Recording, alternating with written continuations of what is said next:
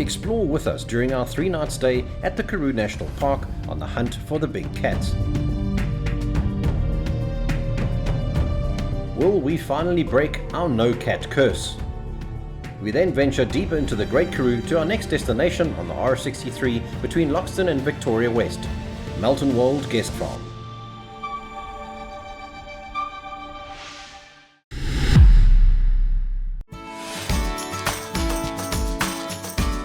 In this episode, we explore the Karoo National Park, then drive deeper into the Great Karoo region. Please subscribe to our YouTube channel for more videos. The standard loop in the park is 48 kilometers of gravel and can be driven in a normal car. Travel time at 40 kilometers an hour and with frequent stops for animals can take up to 4 hours.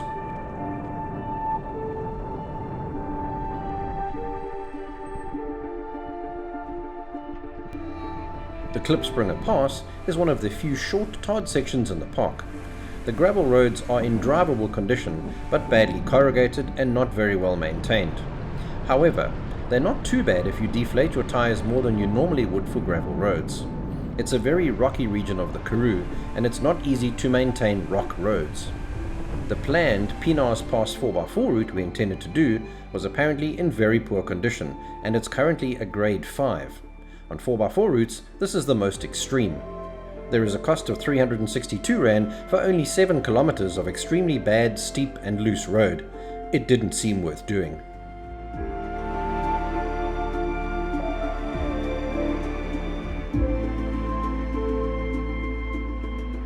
We've just entered the Karoo National Park and we're up at the top of Klipspringer Pass at the first lookout point. Absolutely beautiful. We had a lovely braai last night. Craig was filming, what was it, zebra and eland? Zebra, eland, kudu. Yeah, zebra, eland, kudu. And I took a little trot around the park early this morning while Craig was getting ready with cameras and all the rest of it. And yeah, our first day, and we're really looking forward to about a 2-hour drive before we go for breakfast. Yeah, we do obviously always hope to see lions, but that's not the focus of why we're here. There's 9 lions in the park, and most of the time they've been seen either on this pass or right at the back of the reserve, during Kraal, I think it's called.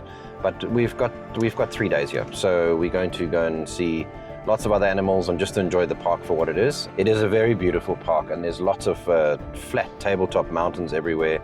Our chalets look straight onto these incredible mountains, and beautiful chalets. Yeah, there's a waterhole close to the restaurant, so the animals were coming up at dusk last night to come and drink. So it's quite dark, but might actually go there this evening and just sit by the waterhole, because you'll get definitely get better stuff like that.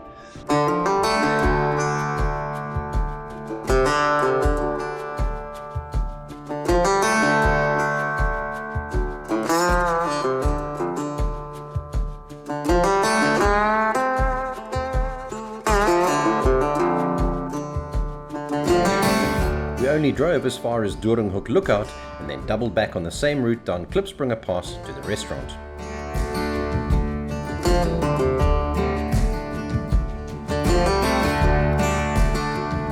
We saw a reasonable amount of game, but it was a short game drive because we had to be back at the restaurant before 9 AM for breakfast.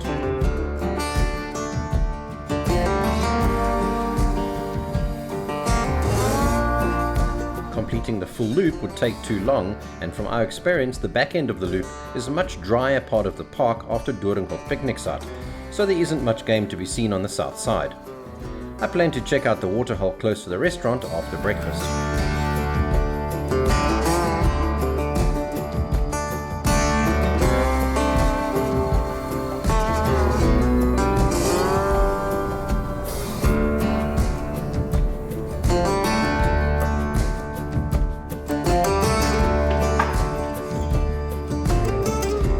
The Salt and Pepper restaurant is open for breakfast, lunch and dinner.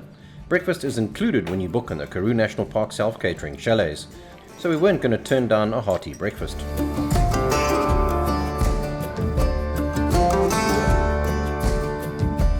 In the early morning and late afternoon, the restaurant Waterhole is definitely the spot to be for photographing and filming game.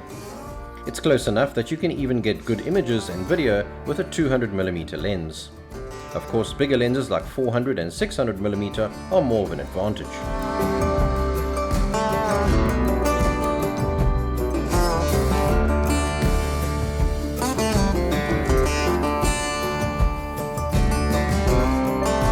The zebra were filmed at 600mm, slowly zooming in to 900mm.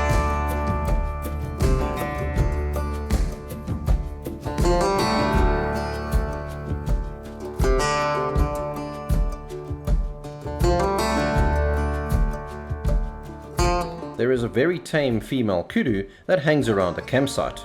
We did see her a few years ago on our last visit. Interestingly enough, Kirsten saw her again on the road during an early morning walk.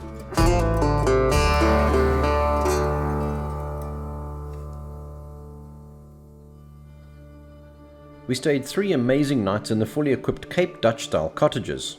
They all have stunning panoramic views of the Dollarite Cliffs and Karoo landscapes. All accommodation is within walking distance to the restaurant, reception and swimming pool.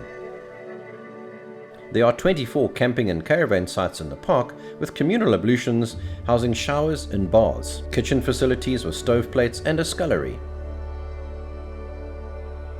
Just adjacent to the self-catering chalets is the well-known 400-meter-long fossil trail. The Karoo National Park lies in the Karoo Basin, with its fossil record covering a period of 240 to 190 million years. The trail displays fossilized bones, skulls and skeletons of creatures that predate dinosaurs, alongside mudstone and sedimentary rocks from a Karoo supergroup. The Karoo supergroup was a vast 158 million-year-old geological sequence covering nearly 2/3 of southern Africa. The Carboniferous to early Jurassic period was around 359 to 175 million years ago. The trail offers a glimpse into the Karoo's rich paleontological history, where over 35,000 fossils have been collected in the region. It's a premier location for understanding the Beaufort Group's fossil record, which provides critical insights into the evolution of early life in the Southern Hemisphere.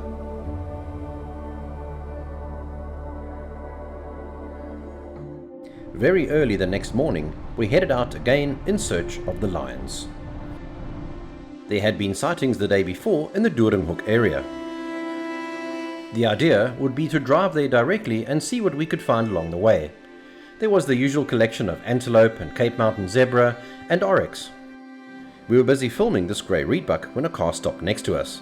The driver told us that 600 meters back was a lioness lying in the riverbed. This was our chance.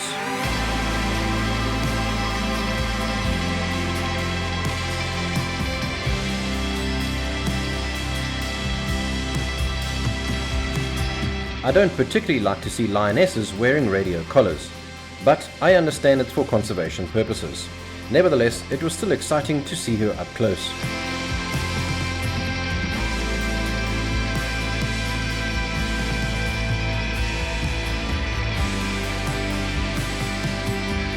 So that moment has finally arrived. What we've been stressing about, and we've finally broken the spell of not seeing any cats in any national park. So about a kilometer back we were filming a grey rebuck on the left hand side, and this elderly couple pulled up in a vehicle, and the old guy was very excited, and he said there's a lion about 0.6 of a kilometer lying in the riverbed, perfectly clear view. He'd actually measured the distance. Yeah, he said I've just measured it. So anyway, we quickly just said okay, fine, thanks, and finished filming the grey rebuck and just came along this riverbed. Now we are on the Doringhoek region, which is apparently an area where they are sighted quite a lot. And you can see why. It's because there's a lot of cover here. There's water, and because of that there's plenty of buck everywhere. We've just seen kudu and red hartebeest right up the road. And finally, I got to mark our spot on the sightings board.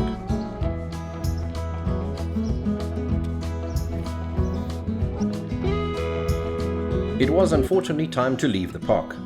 The shop at Karoo National Park is very well stocked with frozen braai packs and a wide assortment of meats, alcohol and just about anything you need, so you do not have to drive into Beaufort West 10 kilometers away.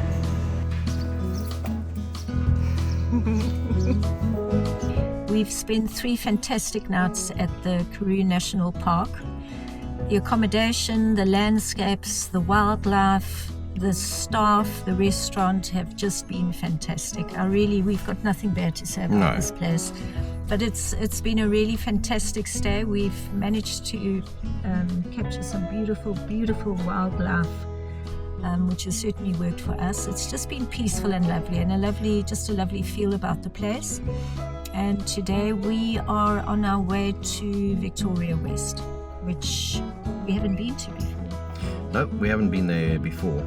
We go to Loxton first, though. We go up, I'm going to talk about the route right now, and we'll cut across to the screen recording on the Tracks4Africa guide app. Today's loop, we are going to go out of the park, and we're going to follow the gravel, follow the orange line, right out the back of the park. We did come this way a few years ago, and we'll be going out Maltino Pass and up towards Loxton, and then we're going to cut across towards Victoria West. So we're going to make our way up there to Melton Wold Guest Farm. It's not actually on our route because we booked it afterwards, but we can't actually access it from this lower south side. We're going to have to go from Loxton on the tar, unfortunately, to access it from the top. So that's our route basically for today. We're going to be there 2 nights, which will give us time to do some loops back to Loxton and film in Loxton, and we'll also be able to go and film and visit Victoria West, which neither Kirsten and I have been to. So that's really our movements for today, and looking forward to getting onto the road.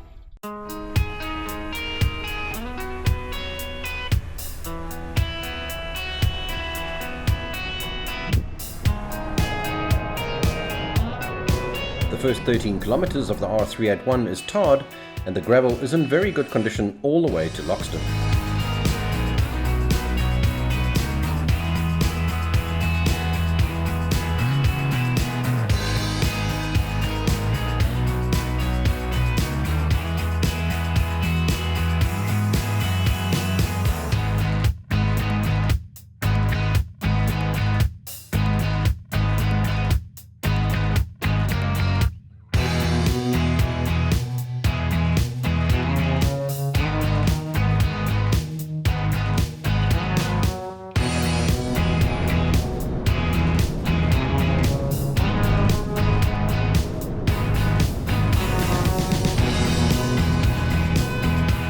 What a very special sight to see and film these sheep herders on horseback in the middle of the Karoo.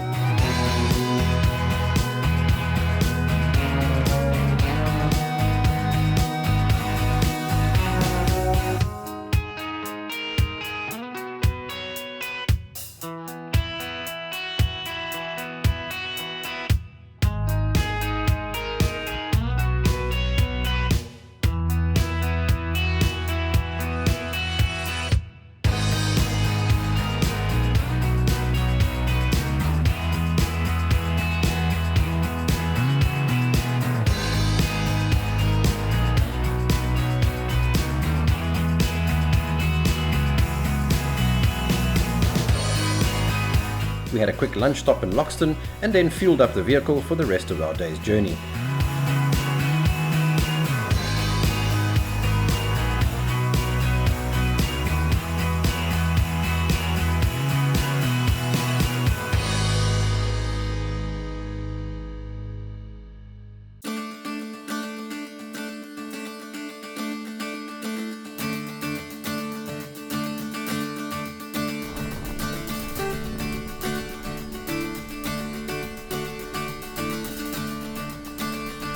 Arriving at Melton Wold Guest Farm on the R63, we had no idea of what to expect.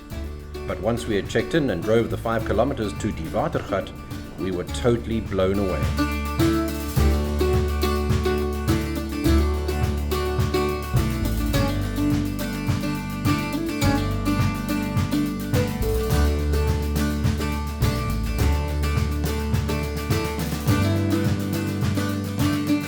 It's a 2-bedroom, 6-sleeper chalet built for entertainment, complete with a plunge pool overlooking the Waterhole, where there were already a lot of animals gathered around.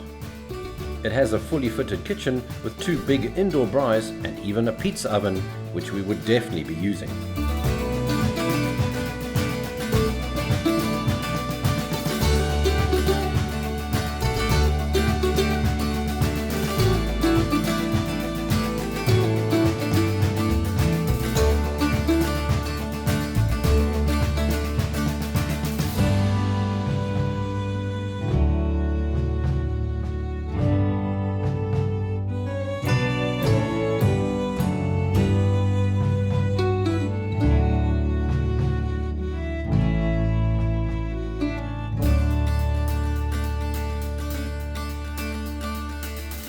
Join us in the next episode as we explore the wide open spaces at Melton Wold Farm.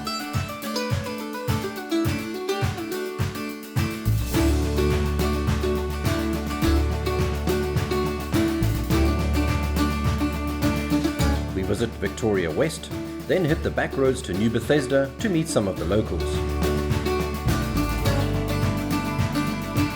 We stay in the late world-renowned playwright Ethel Fugard's house, then venture into the mountains to find the quirky stone folk of Ongeluksloot.